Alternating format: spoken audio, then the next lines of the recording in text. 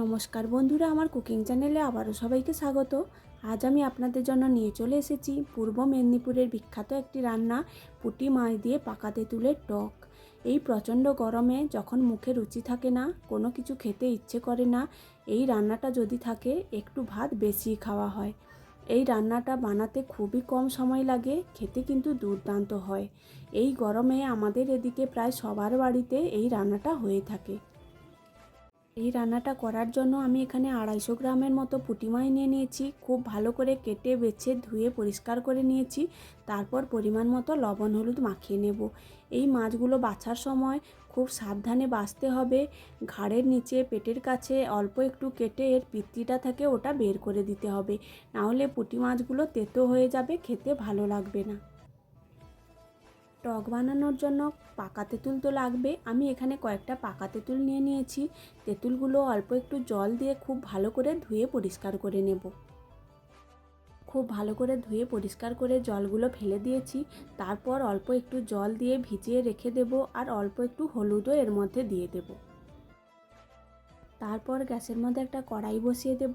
ওর মধ্যে খানিকটা সর্ষের তেল দিয়ে তেলটা খুব ভালোভাবে গরম করে নিতে হবে। ছোট মাছ ভাজার সময় তেলটা যদি না ভালোভাবে গরম করা হয় তাহলে মাছগুলো লেগে যেতে পারে।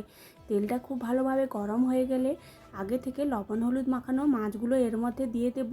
তারপর হালকা হাতে মাছগুলো এক এক করে খুব ভালো করে ছড়িয়ে দেব। মাছগুলো এক সাইড 3 থেকে 4 মিনিট খুব ভালো করে ভেজে নিয়েছি। তারপর আস্তে করে উল্টে দেব, দিয়ে অপর দিকটাও খুব ভালো করে ভেজে নেব। মাছগুলো লাল লাল করে ভাজা হয়ে গেলে তারপর নামিয়ে নেব। মাছগুলো ভেজে নামিয়ে নিয়েছি।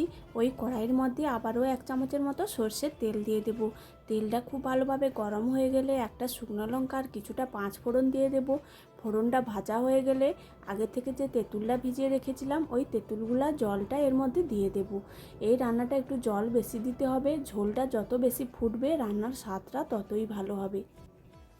তেঁতুলগোলা জলটা দেওয়ার পর ঝোলটা 2 মিনিটের মতো খুব ভালো করে ফুটিয়ে নিয়েছি। তারপর এর মধ্যে দিয়ে দেবো অল্প একটু হলুদের গুঁড়ো আর স্বাদ মতো লবণ। লবণটা দেওয়ার পরে আগে থেকে যে পুঁটি মাছগুলো ভেজে নামিয়ে রেখেছিলাম ওই মাছগুলো এর মধ্যে দিয়ে দেবো। দিয়ে 10 থেকে 12 মিনিট খুব ভালো করে ফুটিয়ে নেব।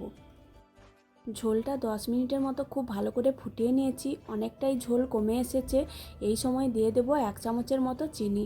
টকটা টক মিষ্টি খেতে খুব ভালো লাগে তাই চিনি দিয়েছি। আপনারা যদি মিষ্টি মিষ্টি পছন্দ না করেন তাহলে চিনিটা দেবেন না।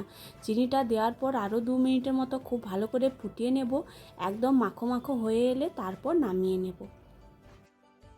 নামিয়ে গরম গরম ভাতের সঙ্গে পরিবেশন করুন পুঁটি মাছ দিয়ে পাকা তেঁতুলের টক। এই রান্নাটা খুবই কম সময় লাগে, বিশেষ কিছু উপকরণও লাগে না, খেতে কিন্তু দুর্দান্ত হয়। এই প্রচণ্ড গরমে আপনারাও এইভাবে একবার বাড়িতে বানিয়ে দেখতে পারেন, খেতে কিন্তু খুবই ভালো লাগবে। ভিডিওটি ভালো লাগলে লাইক কমেন্ট শেয়ার ও আমার চ্যানেলটা সাবস্ক্রাইব করে দেবেন।